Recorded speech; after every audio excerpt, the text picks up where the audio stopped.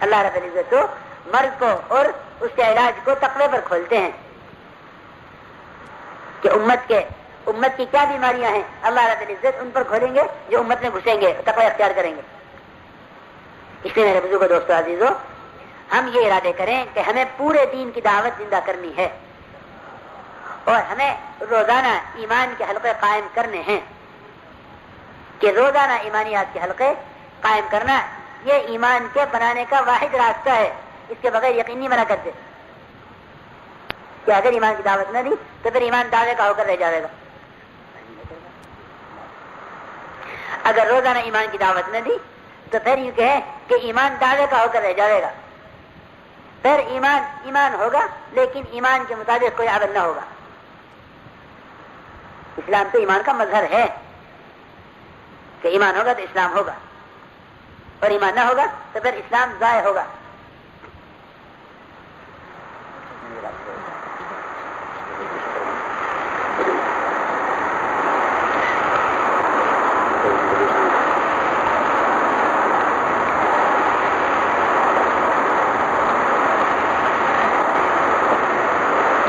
میرے دوستو، عزیزو اور بزرگوں، دین زندگی میں کیسے آوے؟ دین آئے گا زندگی میں یقین کے راستے سے، یقین آئے گا یقین کی دعوت سے۔ کیوں؟ اس لیے کہ دعوت کا خاصہ ہی یقین کا پیدا کرنا ہے، دعوت کا خاصہ ہی یقین کا پیدا کرنا ہے۔ دعوت دی ہی جاتی ہے اس لیے کہ پورے دین کی دعوت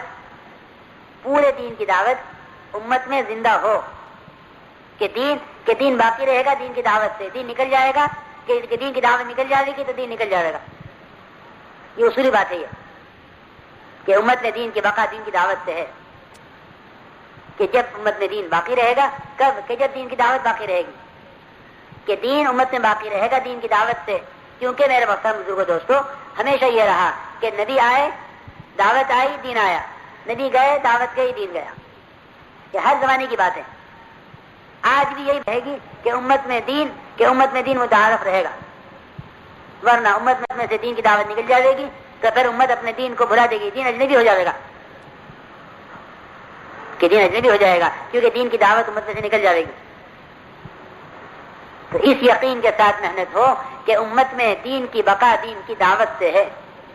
جتنا امت کے اندر ایمان اور اعمال کی دعوت عام ہو جائے گی، ایمان اور اعمال صالحہ امت میں عام ہو جائیں گے، کہ اسباب ہدایت پھیل جائیں گے امت میں دعوت سے، اور جب دعوت نکل جائے گی تو پھر اسباب ضلالت پھیلیں گے، پھر اسباب ہدایت دعوت سے عام ہوتے ہیں۔ صحابہ کے زمانے میں اسباب ہدایت عام تھے، کہ جو دین سے بھاگا اور جو اسلام سے نکلنا چاہا کہ وہ بھی اسلام میں آ گیا،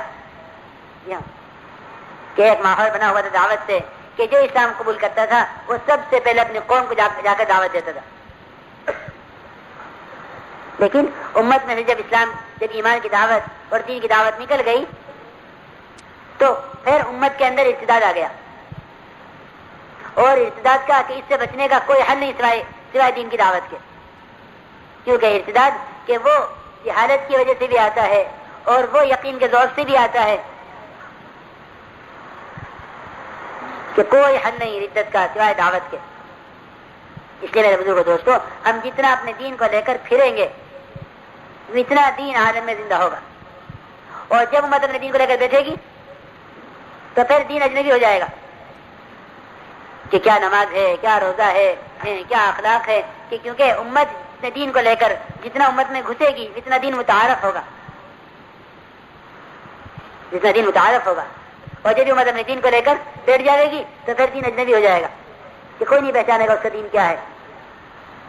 اس لیے ہر زمانے میں انبیاء علیہ السلام دین کی دعوت لے کر آئے، ایمان کی محنت لے کر آئے، جس کی وجہ سے ایمان اور اعمال صالحہ کی فضا قائم ہوئی اور دعوت سے ماحول بدل گیا۔ صحابہ کرام فرماتے ہیں کہ جب ہم اسلام قبول کر لیتے تو سب سے پہلے ان کے بارے میں ہے یہ کہ سب سے پہلے تقاضا پیدا ہوتا اپنی قوم کو جا کر دعوت دینے کا، کہ فوراً دعوت دینے چلے تھے اپنی قوم کو۔ انسانی نہیں بلکہ جنات میں بھی دعوت دینے کا تقاضا ہوتا، کہ جنات نے آپ کی دعوت کو قبول کیا، آپ کی بات کو سنا اور سنتے ہی اپنی قوم کو دعوت دینے چل دیے۔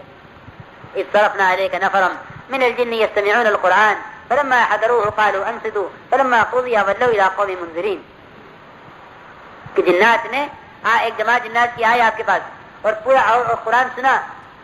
جب آپ کی قرآن دعوت ہے, جب آپ کی دعوت پوری ہوئی تو انہوں نے فوراً جا کر اپنے قوم کو جا کر دعوت دی اور جا کر پوری دعوت دی اور کہا یا قومنا اجیبوا داعی اللہ. اور جنات نے جنات سے کہا کہ اللہ کے نبی صلی اللہ علیہ وسلم کی طرف سے کہ اللہ کی طرف سے اللہ کے نبی کو بھیجا گیا ہے دعوت دے کر, اے قوم ان کی دعوت کو قبول کر لو اور ایمان لے آؤ. چنانچہ جنات نے جنات کو دعوت دی, انسانوں نے انسانوں کو دعوت دی, بلکہ جنات نے انسانوں کو دعوت دی اور انسان نے جنات کو دعوت دی. اور اتنا ہی نہیں ہوا بلکہ چوپاؤں نے انسانوں کو دعوت دی, چوپاؤں نے انسانوں کو دعوت دی. دعوت کی عمومیت نے اسباب ہدایت کو اتنا بڑھایا کہ درندے بھی دعوت دینے لگے. ہاں, پھال کھانے والے جانور وہ دعوت دے رہے. شیر کا ایک آدمی کو دعوت دینا ثابت ہے اور بھیڑیے کا ایک چرواہے کو دعوت دینا ثابت ہے. جی ہاں, کہ دعوت کی عمومیت نے اسباب ہدایت بڑھا دیے تھے. کہ ایک چرواہا اپنی بکریوں کو چرا رہا تھا, ایک بھیڑیے نے آ کر بکری پر حملہ کیا.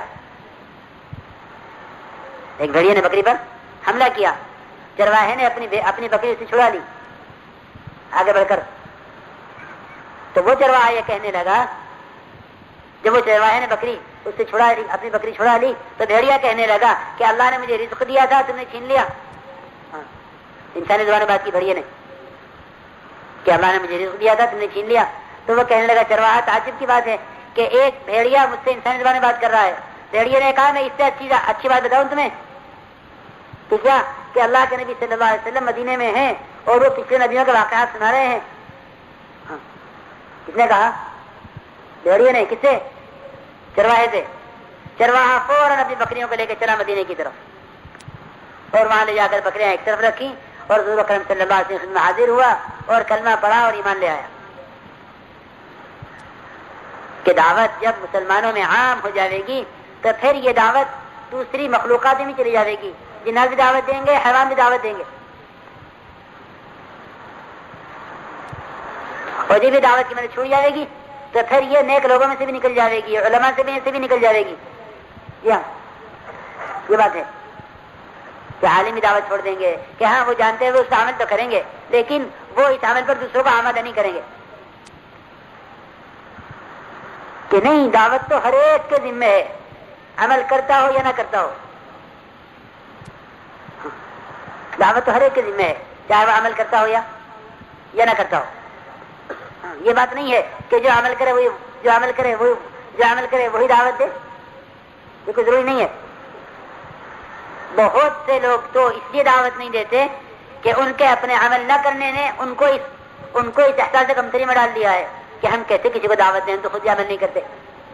جی ہاں, بہت سے لوگ ہیں ایسے کہ وہ عمل کی دعوت اس لیے نہیں دیتے کہ وہ خود عمل نہیں کرتے. میرے بزرگ دوستوں, یہ محنت اتنی عام ہے کہ اللہ نے اس محنت میں عمل کو بھی شرط نہیں قرار دیا کہ پہلے عمل کرو پھر دعوت دو. جی ہاں, مرو بالمعروف ولو لم تعتمروا, بھلائی کا حکم کرو چاہے خود عمل نہ کرتے ہو. جی ہاں, اگر دعوت دینے کے لیے دوسروں کو عمل پر لانے کے لیے عمل شرط قرار دیا گیا تو پھر دعوت دینے والے بہت تھوڑے رہ جائیں گے, کیونکہ امت میں سے بہت کم ہیں وہ جو نماز پڑھتے ہیں.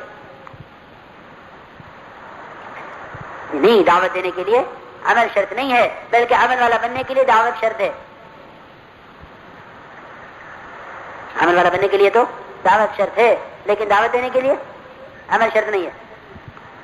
بھلائی کا حکم کرو چاہے خود عمل نہ کرتے ہو, اور برائی سے روکو چاہے وہ برائی تمہارے اندر دوسرے سے زیادہ ہو. جی ہاں, بھلائی کا حکم کرو چاہے خود اس پر عمل نہ کرتے ہو, اور برائی سے روکو چاہے وہ برائی تمہارے اندر دوسروں سے زیادہ ہو. یہ بات امت میں پیدا ہونی چاہیے, ورنہ یہ احساس کہ ہم تو عمل کرتے نہیں دوسروں کو کیسے کہیں. پھر بعض لوگ یوں کہیں کہ دیکھو بھائی قرآن میں ہے لما تقولون ما لا تفعلون, کہ جسے تم کرتے نہیں اسے کہتے کیوں ہو. اس سے مطلب یہ نکال لیا کیا مطلب نکالا آیت سے؟ ہاں غلط مطلب، غلط ترجمہ، اپنی مرضی کا قرآن. کہ بھائی کہتے کیوں جسے کرتے نہیں ہو؟ کہ نا یہ مطلب نہیں ہے، یہ مطلب نہیں ہے کہ تم جس کام کو کرتے نہیں اسے کہتے کیوں ہو. میرے دوستو عزیز بزرگوں، یہ آیت عمل سے متعلق نہیں تھی، یہ آیت تو قتال سے متعلق تھی. اور آیت کا ترجمہ یہ کرنا کہ اس کام کو، اس چیز کو کہتے کیوں جسے کرتے نہیں، بلکہ یوں ہے کہ تم اس زمانے میں کہا کیوں کرتے تھے، تم پہلے کہا کیوں کرتے تھے کہ جب قتال کا حکم آئے گا تو ہم قتال کریں گے، اب حکم آیا ہے تو کرتے نہیں ہو. یہ ہے مطلب اس کا. تم پہلے کہا کیوں کرتے تھے کہ ہم قتال کریں گے، اور اب حکم آ گیا ہے تو اب کرتے نہیں ہو. یہ ہے اس کا مطلب. اور مطلب کیا نکالا کہ تم جب خدا نہیں کرتے تو سب کیوں کہتے ہو؟ تو عمل کرنے والوں نے کہنا چھوڑا، جس سے ان کے عمل پر آنے کا دروازہ اور تنگ ہو گیا اور بند ہو گیا. حضرت حامد رحمۃ اللہ علیہ فرماتے ہیں کہ جس چیز کو میں اپنے اندر سے نکالنا چاہتا تھا اس کی دعوت، کہ جس چیز کو میں اپنے اندر سے نکالنا چاہتا تھا اس سے میں دوسروں کو روکتا تھا، اور جس چیز کو میں اپنے اندر پیدا کرنا چاہتا تھا، جس چیز کو میں اپنے اندر کبھی محسوس کرتا تھا، اس پر دوسروں کو آمادہ کرتا تھا. اصل میں بھلائی کا حکم کرنا اپنے اندر بھلائی پر چلنے کی استعداد پیدا کرنے کے لیے ہے، دوسروں کو برائی سے روکنا اپنے اندر برائی سے رکنے کی استعداد پیدا کرنے کے لیے ہے.